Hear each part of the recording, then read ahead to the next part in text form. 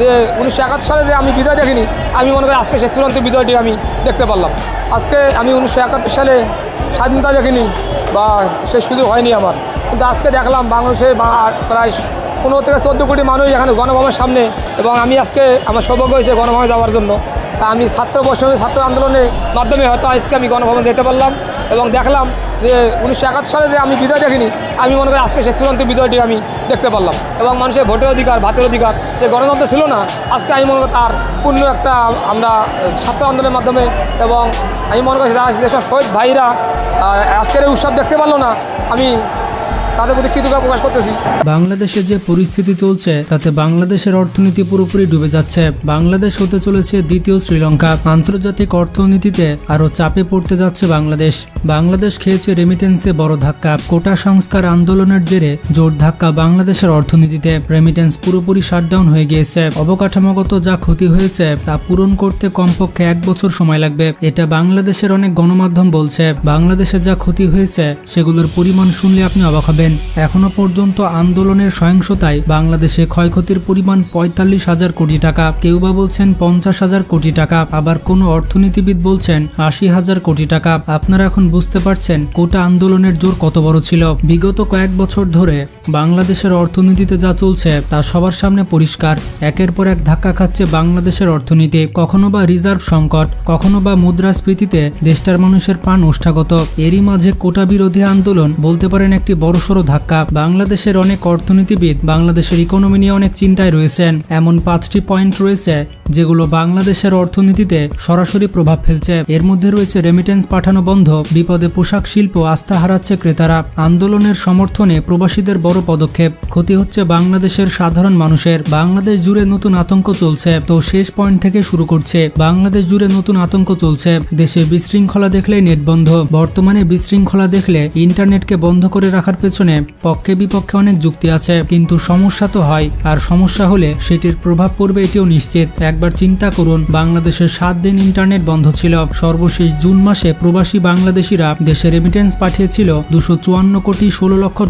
এটি ছিল গত 47 মাসের মধ্যে সর্বোচ্চ। তবে জুলাই মাসে রেমিটেন্স এসেছে আপাতত $150 কোটি মতো। যে 1 সপ্তাহ ইন্টারনেট বন্ধ ছিল সেই সময় বাংলাদেশের অর্থনৈতিক ক্ষতি ঠিক কত পরিমাণ ছিল সেটি আপনারা হয়তো আন্দাজ পেয়েছেন। বলতে পারেন বাংলাদেশের অর্থনীতি আরো চ্যালেঞ্জের মধ্যে পড়েছে। ইন্টারনেট বন্ধ থাকায় e commerce site, F commerce, market place, website, delivery, courier সবগুলো খাত মারাত্মকভাবে ইফেক্টেড হয়েছে। ক্ষতি হচ্ছে বাংলাদেশের সাধারণ মানুষের। কোটা আন্দোলন পরিস্থিতিতে যখন বাংলাদেশ অগ্নিগর্ভ, তখন পুরো বিশ্বের নজর রয়েছে বাংলাদেশের উপরে। বাংলাদেশের প্রতিটি মুভমেন্ট উপরে নজর রয়েছে আন্তর্জাতিক মহলের। জাতিসংঘ পর্যন্ত নড়ে চড়ে বসেছে বাংলাদেশের পরিস্থিতি নিয়ে।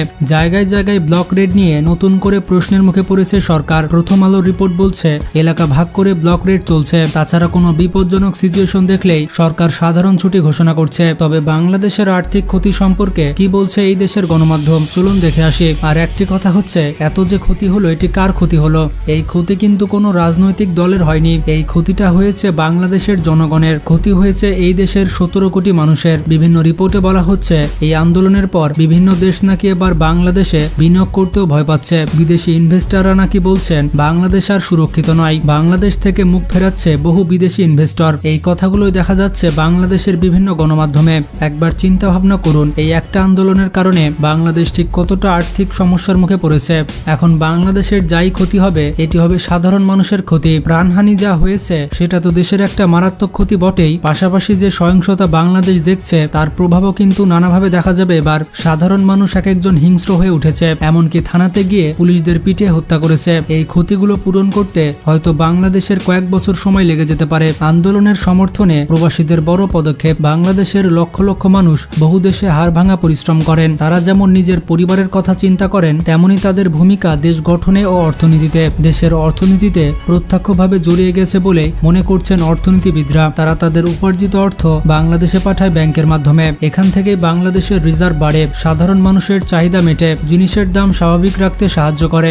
কোটা আন্দোলনের জেরে যখন লেনদেন বন্ধ হয়ে গিয়েছিল তখন বহু বাংলাদেশি প্রবাসী মারাত্মক সমস্যায় পড়েছিল। নেট বন্ধ হওয়ার কারণে তারা পরিবারের সাথে যোগাযোগ করতে পারছিল না, তার উপরে তারা দেশে টাকা পাঠাতে পারছিল না। তারপরে তারা বিকল্প পদ্ধতি অবলম্বন করতে থাকে। তারা বর্তমানে হুন্ডির ব্যবহার বা অনলাইন ক্রিপ্টো অ্যাপের ব্যবহার বাড়াতে আবেদন করতে শুরু করেছেন। আপনারা জানেন জানেন এই প্রবাসীরা ছাত্রদের কত সাহায্য করছে। তারা সবাই ছাত্রদের পক্ষে রয়েছে। প্রবাসীরা এত খেপেছে যে তারা বিভিন্ন ভিডিও করে দেশে পাঠাচ্ছে। শুধু টাকা পাঠানোই নয়, তারা তাদের দেশে ফেরার সময় যেই সমস্যার সম্মুখীন হন সেই নিয়েও মুখ খুলেছেন এবং নিজেদের দাবি রাখছেন। তারা কিভাবে কাস্টমসের সমস্যায় জর্জরিত হন বা কখনো সব খুইয়ে ফেলে সর্বশান্ত হয়েছেন। তাদেরকে বিদেশে যেতে এবং বিদেশ থেকে আসতে কত কষ্ট হয় এই বিষয়ে তারা আরো খেপেছে। প্রবাসীরা বাংলাদেশে ব্যাংকিং চ্যানেলে টাকা না পাঠানোর জন্যই রীতিমতো ক্যাম্পেইন চালিয়েছে। প্রবাসীদের টাকা পাঠানো কমে গেলে আলটিমেট ক্ষতি কিন্তু দেশেরই হবে। দেখুন, একটি দেশ কিন্তু সিস্টেমে চলে, সেই সিস্টেম বিন্দুমাত্র গন্ডগোল হওয়া মানে তার প্রভাব পড়বে পুরো দেশে,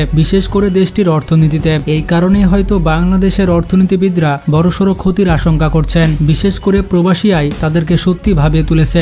এদিকে বাংলাদেশের পোশাক শিল্প বিপদে রয়েছে, আস্থা হারাচ্ছে ক্রেতারা। যে বিষয়টা নিয়ে কথা না বললেই নয় তা হলো পোশাক শিল্প। যে পোশাক শিল্পের জন্য বাংলাদেশের জগৎজোড়া নাম, সেই জায়গাটাতে বড় ধাক্কা খেয়েছে দেশটা।